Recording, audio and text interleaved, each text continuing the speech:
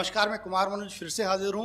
चौबे जी हाजिर हैं कि इस एपिसोड में, और मैं सिर्फ इतना कहना चाहता हूँ कि मुस्कुराती जिंदगानी चाहिए, जिंदगी में भी रवानी चाहिए, काम कोई है नहीं मुश्किल जहाँ में, सिर्फ माँ की मेहरबानी चाहिए। माँ की मेहरबानी के, माँ के आशीर्वाद से आइए इस कार्यक्रम का प्रारंभ करते हैं और बहुत सम्मान के साथ आमंत्रित करते हैं आदरणीय मनोज जी को। आए चौबे जी हाजिर हैं, मैं आपका स्वागत है। जो कविता का इतिहास है उसे कितने भागों में विभाजित किया गया है, एक हास्य कवि की दृष्टि से देखिएगा। कॉलेज के प्रांगण से क्लासरूम में जाती छात्रा के हाथों से किताब गिरे, एक छात्र दौड़कर किताब उठाए, किताब थमाते समय धीरे से छात्रा की अंगुली दबाए, यानी कि छात्र की वर्षों की साधना सफल हुई कि हाथ से अब नहीं जा सकती मुई। दोनों में होने लगी बातें, बढ़ने लगी मुलाकातें, चांद रातों में जलाने लगा, बसंत तिल मिलाने लगा, रात करवट बदलते बीत जाती, चेहरा आंखों में ऐसा समाया कि नींद ही नहीं आती। कुल मिला के दोनों का बुरा हाल है, ये हिंदी साहित्य का रीतिकाल है। ये हिंदी साहित्य का रीतिकाल है। खांसी खुशी और प्रेम छिपाए नहीं छिपता। लड़की के पहलवान भाई को बहन का व्यवहार बदला बदला लगता। एक दिन किया पीछा, लड़की जा तो रही थी कॉलेज लेकिन पहुंच गई बगीचा। पूर्व नियोजित कार्यक्रम के अनुसार दोनों प्रेमी मिले, चारों ओर मिलन के फूल खिले, आपस में जताने लगे प्यार। पहलवान को समझ में आ गया बहन का बदला हुआ व्यवहार। उसने बहन को पीछे धकेला, प्रेमी को दोनों हाथों से ऊपर उठाया, फिर एक गोल लंबा चक्कर लगाया। चारों ओर उठने लगा धूल और बवंडर। जमीन पर पटकते ही प्रेमी हो गया खंडहर।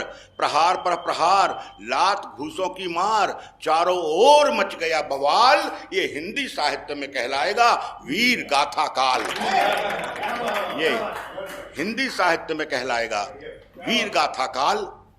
फटाफट राखी मंगाई गई, प्रेमिका द्वारा प्रेमी को पहनाई गई। राखी और पिटाई ने पुराने रिश्ते को तोड़ दिया, दोनों के बीच एक नया रिश्ता जोड़ दिया। यह कौन सा नया सवाल है?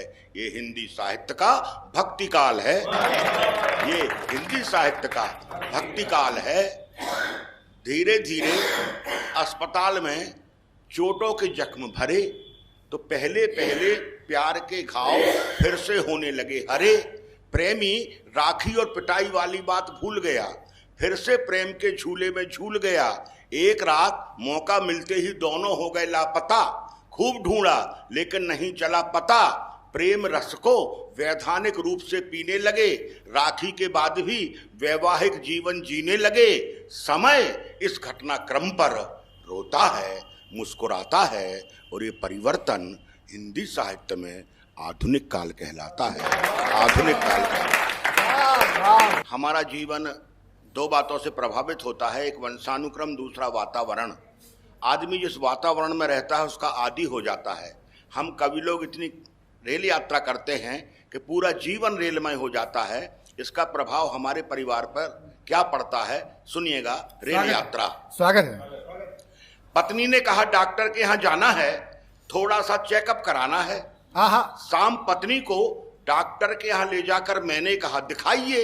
उसने रोनी सी सूरत बना के कहा आप आगे आइए। मेरा तो बहाना था, दरअसल आपको दिखाना था। डॉक्टर साहब एक कवि सम्मेलनों में जाते हैं, सप्ताह में 2 दिन के लिए घर आते हैं, महीने में 20 दिन बाहर रहते हैं, लगातार रेल यात्रा के वातावरण को सहते हैं। इस बार घर आते ही कमाल किया, 4 फीट चौड़े पलंग को काटकर 2 फीट का कर दिया। बहुत बढ़िया, रेलवे की सीट बना दी। शाम अटैची को साकल से बांधकर ताला लगाते हैं, तकिए में हवा भरते हैं, चप्पलें सिरहाने रखते हैं।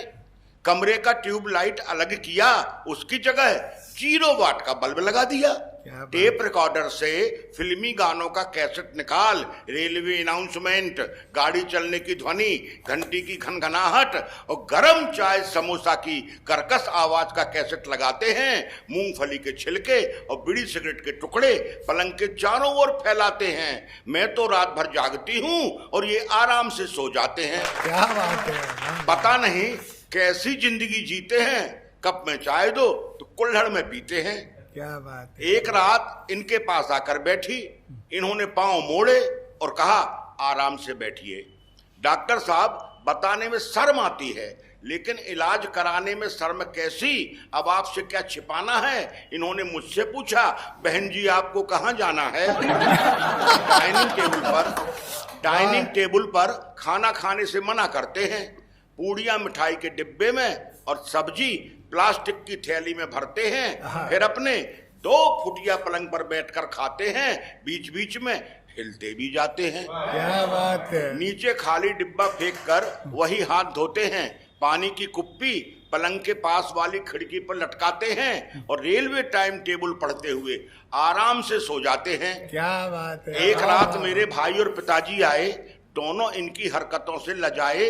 रात में भाई ने इनकी अटैची जरा सी खिरकाई, ये चिल्लाए जंजीर खींचो। चोरी करते शर्म नहीं आई। सुबह सुबह बूढ़े पिताजी जल्दी उठकर नहाने जा रहे थे। बालकनी पर इनके पास वाली खिड़की से आ रहे थे। उन्होंने खिड़की से हाथ डालकर इनको जगाया। इन्होंने गुस्से में कहा, इस तरह मत जगाओ, यहाँ कुछ नहीं मिलेगा, माफ करो बाबा, आगे जाओ। पिताजी आगे गए तो उन्हें वापस बुलाया। उनके हाथ में अठन्नी दी और पूछा, कौन सा स्टेशन आया। इनका अजीब कारनामा है, एक पर एक हंगामा है। अभी कबाड़ी के यहाँ से एक पुराना टेबल फैन मंगवाया और छत पर लटके अच्छे खासे सीलिंग फैन को उतारकर उसकी जगह पुराना टेबल फैन लटकाया। उसे चालू करने विचित्र तरीका अपनाते हैं, जेब से कंघी निकालते हैं और पंखा घुमाते हैं। सुबह अटैची खोलकर मंजन ब्रश साबुन निकालकर बाथरूम की ओर जाते हैं। मैं कहती हूँ ठहरो, बेटा गया है, तो वहीं लाइन लगाते हैं। समझाती हूँ आ जाओ तो रोकते हैं। हर 2 मिनट के बाद बाथरूम का दरवाजा ठोकते हैं। इन्होंने पूरे घर को सिर पर उठा लिया है।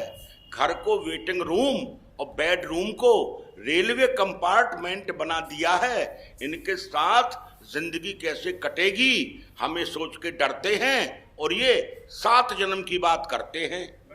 हम तो एक ही जन्म में पछताए और भगवान किसी युवती को ऐसी रेल यात्रा करने वाले कवि की पत्नी न बनाए।